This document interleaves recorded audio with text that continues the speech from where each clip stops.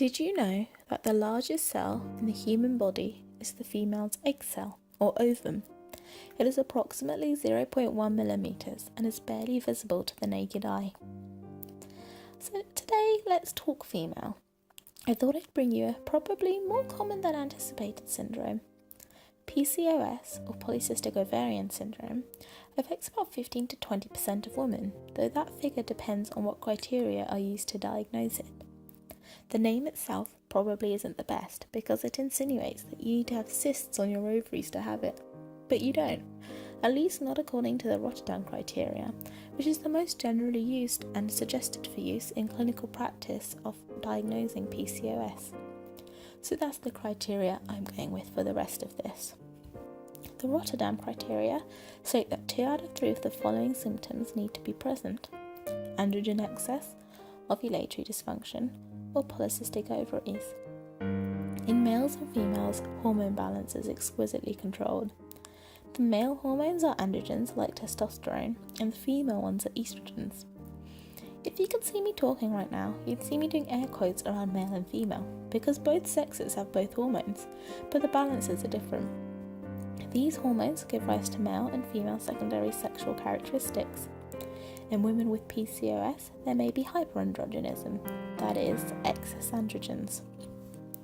There may be observable characteristics of this, for example, hirsutism, and that is excessive hair growth, often in a male pattern, for example, beard hairs.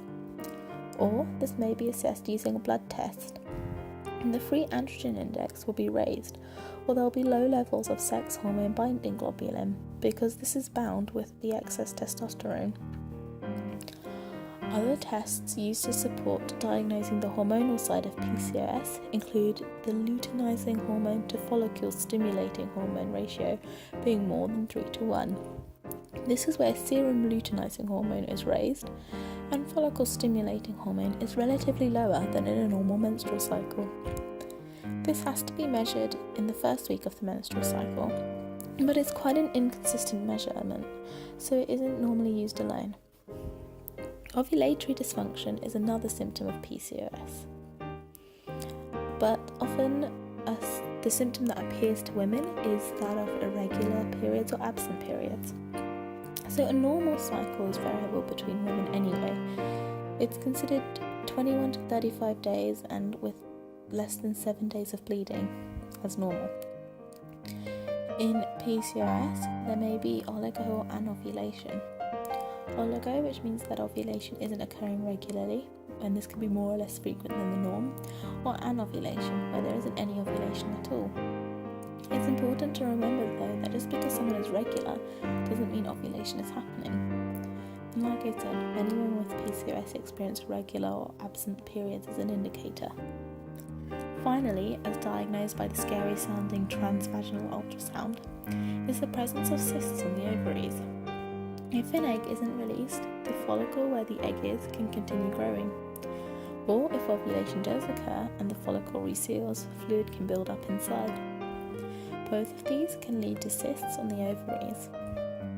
So, if 2 out of 3 of these symptoms are present, then you might be diagnosed with PCOS, all other clinical factors being normal, as there are many things that can cause irregular periods, for example. So, what next? Well, unfortunately, there's no cure. If you're not trying to get pregnant, a common course is to go on to birth control, for example the pill, although this is entirely your choice. This can regulate the cycle in that it causes regular, lighter bleeding, but of course it doesn't solve the underlying cause. Not that that's really known. There are many factors that could be playing a part, but that would require a whole series of videos to explore. Commonly, women with PCOS may be overweight. In this case, weight loss is recommended, as this can regulate periods. However, it's a vicious cycle of being overweight makes PCOS worse, and PCOS makes it easier to gain weight. Along with this, women are at higher risk of being insulin resistant and diabetic. So that sounds all a bit doom and gloom. Many women may have a big question that plays in their minds. Will I be able to get pregnant? Well, some women can get pregnant without any medical intervention.